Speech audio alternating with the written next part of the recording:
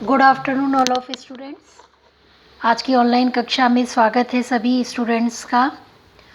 और आज का हमारा विषय है सहकारिता। हमारी अगली यूनिट में जो हमारा अगला टॉपिक है वो है सहकारिता, अर्थात कॉपरेशन। कॉपरेशन किसे हम कहते हैं, इसके क्या अर्थ है, क्या परिभाषा है और इसकी क्या विशेषता है, इसके संदर्भ में आज हम पढ़ेंगे।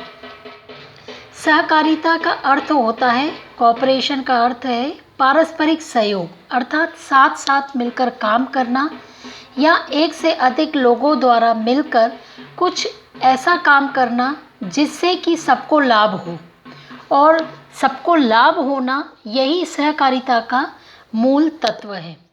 समाज में जो दिन प्रतिदिन जटिल होता जा रहा है और ऐसी अवस्थाओं में कोई आत्मनिर्भर होगा, अपने आप में पूर्ण होगा या समस्त आवश्यकताओं की पूर्ति करने के योग्य होगा, इसलिए ऐसा नहीं है, इसलिए उसको दूसरों पर निर्भर रहना होगा ही, क्योंकि बिना सहयोग के कार्य पूर्ण हो नहीं सकता।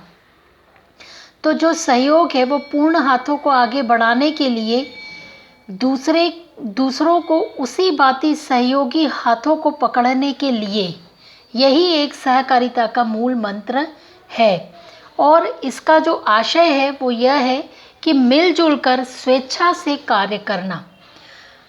और सहकारिता में जो मुख्य बात आती है वो स्वामित्व का जो अधिकार की बात आती है, वो किसी एक व्यक्ति तक सीमित नहीं रहता, बल्कि सभी सदस्य जो होते हैं उनके समान अधिकार प्राप्त होते हैं।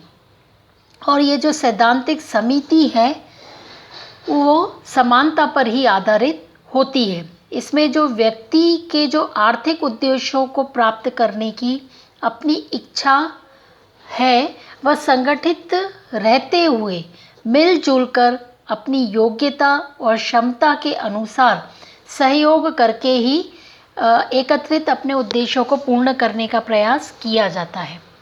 यदि हम शाब्दिक दृष्टि से इसको देखें तो इसका शब्द जो क्या है वो बनेगा सह प्लस कार, मतलब दो शब्दों से मिलकर के बना है, जिसका अर्थ है मिलकर, और कार मतलब काम करना, अर्थात मिलकर काम करना। ठीक है। और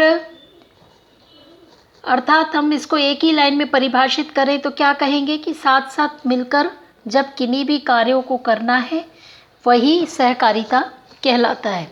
इसकी परिभाषा कई समाजशास्त्रियों ने दी है। हैरिक ने, सी आर फ्रे ने दी है, पीएच कैसलमैन ने दी है, सहकारी योजना समिति ने दी है और हॉरेस ने दी है। तो इसमें सीधा सीधा अपने अलग अलग परिभाषाएं दी गई हैं, जिसमें सहकारी योजना समिति के अनुसार जो सहकारिता को परिभाषित किया है वो इस प्रकार है कि सहकारी समिति एक ऐसा संगठन है जिसमें व्यक्ति समानता के आधार पर अपने आर्थिक हितों की उन्नति के लिए आपस में स्वेच्छा से संगठित होते हैं। अर्थात क्या कि एक जब समिति बनाई जाती है, कई सदस्य मिलकर के एक समिति का निर्माण करते हैं, तो वो एक ऐसा संगठन बन जाता है। और वो जो संगठन है वो क्या है, वो व्यक्तियों को समानता के आधार पर आधारित होता है और उसमें आर्थिक हितों की जो उन्नति है उसके लिए ही आपस में स्वेच्छा से संगठित होते हैं। ठीक है। और अब हम बात करते हैं इसकी विशेषताओं की, कि सहकारिता में आखिर क्या विशेषताएं होती हैं। तो सहकारिता में प्रोफेसर वार्ले ने निम्नांकित विशेषताएं बताई हैं। क्या हैं? सहकारिता एक स्वतंत्र और ऐच्छिक संगठन है। अर्थात क्या कि इसमें एक अपने आप में स्वतंत्र सदस्य बनते हैं इसके, और ये इच्छा के ऊपर निर्भर करता है। ज़रूरी नहीं है कि हर व्यक्ति इसका सदस्य बने। दूसरा, यह प्रजातांत्रिक गण संगठन है। तीसरा, सहकारिता सार्वभौमिक और खुली सदस्यता वाला संगठन होता है, यूनिवर्सल है, कहीं भी हो सकता है। चौथा, सहकारिता समानता पर आधारित संगठन है। इसका मंत्र प्रत्येक सबके लिए और सब प्रत्येक के लिए, मतलब सब चीज़ एक के लिए समानता है। ऐसा नहीं कि एक सदस्य को विशेष अधिकार और दूसरे को कम अधिकार, नहीं, वो सभी को समान अधिकार प्रदान करता है। 5वां, सहकारिता स्वचालित संगठन है। सहकारिता का उद्देश्य सेवा की भावना होता है।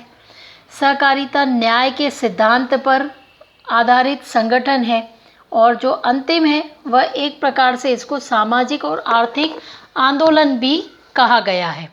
तो इस प्रकार सहकारिता को डिफाइन किया है और इसकी परिभाषाएं, विशेषताएं भी दी गई हैं। तो आज की क्लास में हम इतना ही। अगली कक्षा में इसके आगे के बिंदुओं को लेकर के हम चर्चा करेंगे। तब तक के लिए धन्यवाद।